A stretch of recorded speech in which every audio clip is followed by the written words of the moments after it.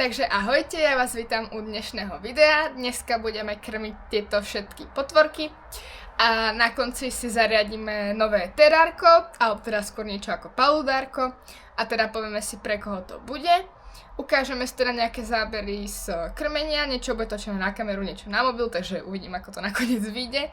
A dúfam, že sa vám bude toto video páčiť, môžete dať like a odber, budem rada za každú podporu a vidíme sa pri krmení. Takže tu už mám nachystané nejaké základné veci na krmenie, máme tu dneska banánik, máme vajíčka pre škrupinku, tu máme myšičku pre tofinku, tu mám nachystaný rozprašovať s vodou a ešte ideme rýchlo pripraviť kašičku, takže...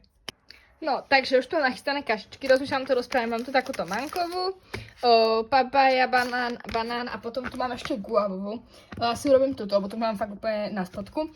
Mám nachystané myštičky, kde to budeme miešať, miešatko, takže poďme to zarobiť. Takže už mám zamiešané, pridala som teda ešte 2 lyžičky banánové, aby sme teda toho mali dostatok. A ešte ideme pridať tieto krásne vitamínky. A iba otvorím box. Aha, kto tu už leze, niekto je hladný, že? Niekto je hladný už.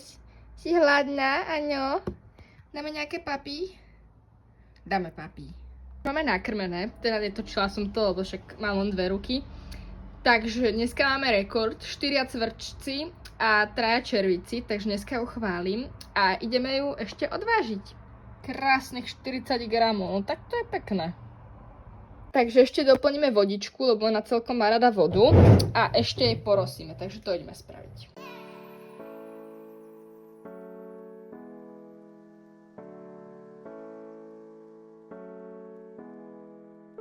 Takže ďalej pokračujeme so Sky. Teda bola párená asi nejaké 3-4 týždne dozadu. Zatiaľ žiadna znáška, úprimne si myslím, že vajíčka ani nemá. Takže ju budeme musieť pravdepodobne páriť znovu. No tak poďme si ju teraz nakrmiť. Takže poďme jej dať, či bude papi, no jasné. Keby sa niekto pýta inak, prečo krmím zo striekačky, nie je to zo žiadnych nejakých zlých dôvodov. Je to prosto z dôvodu, že je z toho menší bordel, ako keď ju krmím s lyžičkou. Dostáva občas aj do misky, samozrejme, ako normálne pagekony, ale takto aspoň ju učím trošku na ten kontakt a je to proste za mňa lepšie, no. A zároveň aj viem presne, koľko zjedla. Hlavne teraz po tom párení potrebujem vedieť, či priberá alebo chudne a koľko presne papa, takže je to za mňa z praktického hľadiska úplne najlepšie.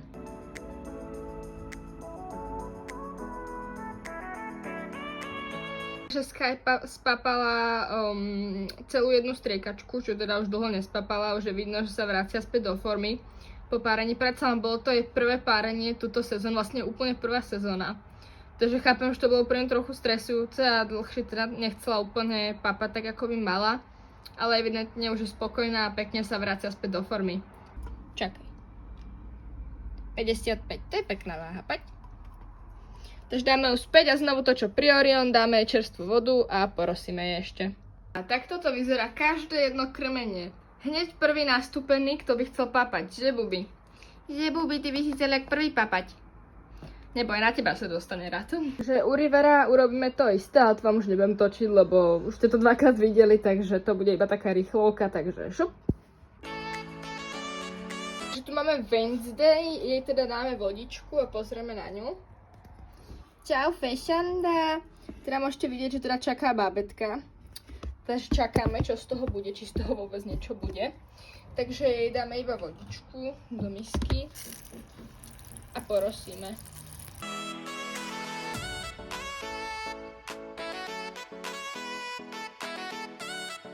Takže ozýva sa vám editujúca Eliška, ktorá zistila v polovici videa, že vlastne točila všetky zábery na výšku, teda polovicu záberov na výšku, takže sa vám za to ospravedlňujem a ostatné zábery už budú na šírku, takže užite si video. Takže tu máme izopody, ako môžete vidieť Panda Kingy a malinké Bumblebee a niekde budú aj veľké, kde veľa izopodov. Tu budú určite nejaké Bumblebee, tu máme jedno. Takže im iba dáme vodičku, lebo ako môžete vidieť, tak ešte papať majú dosť. Takže im iba porosíme.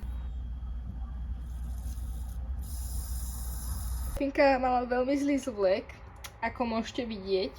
Takže ideme ju dať do umývadla a ideme jej trošku pomôcť dať toto dole, takže poďme na to. Takže mohli ste vidieť záber z umývadla, krásne už je zvlečená, žiadna ani jedna šupinka. Takže ho môžeme pustiť, ešte doplníme vodičku a teda papať nechcela, ako ste mohli vidieť. Takže potom si ukážeme, čo robím s takou rozmrazenou myškou, aby som vlastne neplitvala. Takže ešte dáme vodičku a ideme ďalej. Takže tu máme škrupinku a jedáme tieto malinké vajíčka. Takže tu je škrupinka v plnej svojej kráse. A ideme dať vajíčka. Tak už to má takto vajíčka. Tento mladý pán sa konečne dostal na radu, prosím pekne. Že bubi. Keď vám niekto povie, kúpte si agamu, nekupujte si agamu. Kúpte si gekončika nočného. To je taká mini agama. Že? Inak táto sieťka, akože najväčšia blbosť. Kúpila som to samozrejme očnianou. Akože, ale ona to celkom dosť chodí a užíva si to, lebo to je také nestabilné a keď si na to láhne, tak akože je taký na tom naklopený. No poďme mu dať papať. Dáme mu jedného švábka, dáš si i očiči. No to je dobrota.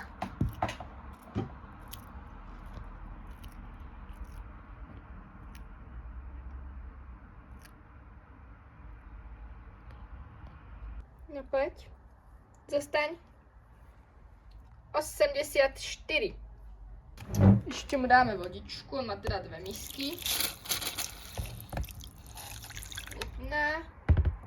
Tam má druhú. A ešte mu dáme vodu akože do vlhkého ukrytu. Tak a tu máte odpoveď na to, kam miznú tie myšičky, ktoré Tofinka nespapá.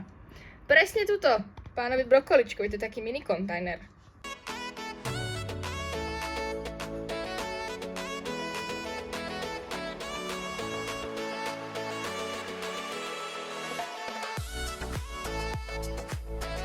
Sa prišla ukázať, tak to je moja brachypilma Emilia, alias Emi. Že bubi. Tak aspoň porosím, má fakt akože sucho. Ale papať nechce, ale brúško má pekné, ako môžete vidieť, tak aj pekne vykopané, že? Taký nervák je z nej. Vidíme, či bude toto zviera papať. O, očividne nie. Ale nechám ti ho tam, máš celkom také, akože akurát brúško, ale mohla by si papať. Takže toto je moja gramostová púchra, ktorá sa volá Desdemona, teda je to samička. A bol to môj úplne prvý pavúčik. A pozrite, ako je veľká, hej. A bol to takýto prcek, takýto prcek. A je to teda asi najkľudnejší pavúk, to je jediný pavúk, ktorý sa nechá zobrať akože na ruky. Pavúky nie sú zvieratá na ruky, hej, akože nie sú to vôbec zvieratá na ruky, ale je jediná, ktorá mi to reálne dovolí zobrať na ruky. Takže tak. Vám ukážem, prečo sa hovorí genikulatom, že sú najžravejšie pavúky.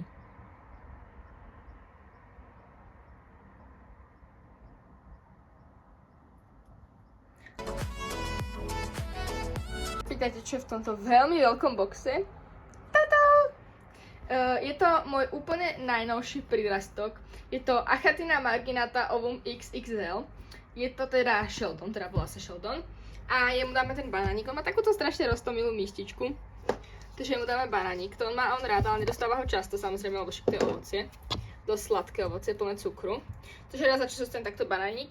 A máme taký rituál, že tak raz za týždeň, raz za 2 týždne mu čistím ulitu v vymývadle. Dneska je ten deň, takže poďme mu vyčistiť ulitu.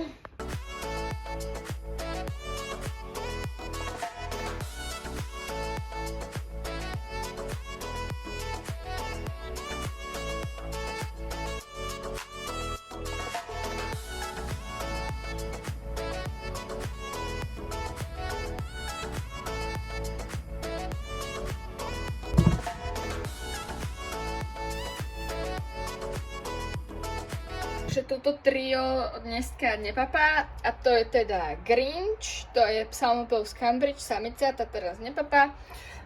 Tu máme versikolorku malinku a tu sú teda bičovce, ale tie momentálne teraz nebudeme krmiť. Teraz ale ideme na tú najlepšiu časť a to je toto nové terárko, teda je to respektíve akvárko, ktoré mi tu dole prasklo. Takže už to bude terárko a ideme si to zariadiť. A schválne môžete typovať dole v komentároch, aké zvieratka skôr, tu budú a na konci, keď si to zariadíme, vám to teda poviem a môžete teda typovať, som zvedala, či to niekto uhádne, takže poďme na to.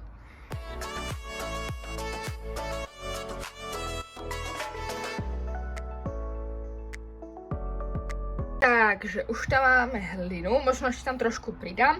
Teraz pôjdeme dať tam korene, nasadiť mach, nasadiť potos. Potom pôjdeme spraviť bazén, dáme tam vlhkomer, teplomer do vody. A bude to celé úplne super, takže pokračujeme. Takže už máme hotovo. Takto to zatiaľ vyzerá, máme tu teda nejaké machy. Sem ešte dopustím vodu, máme tu potos, ktorý sa ešte musí chytiť. Teplomer do vody, vlhkometer a teplomer. Takže ideme to ešte celé porosiť, doplniť vodu, zapnúť kryt so svetlom a ukážem vám teda, ako to vyzerá. A samozrejme, nezlaknite sa, to zvieratko je tak malé, že by prešlo cez tieto otvory všetky, takže ešte potom asi deň predtým tu natiahnem takto silonku a na to pôjde kryt. Takže ukážeme si finálny výsledok a potom si povieme, čo tam pôjde za zvieratko.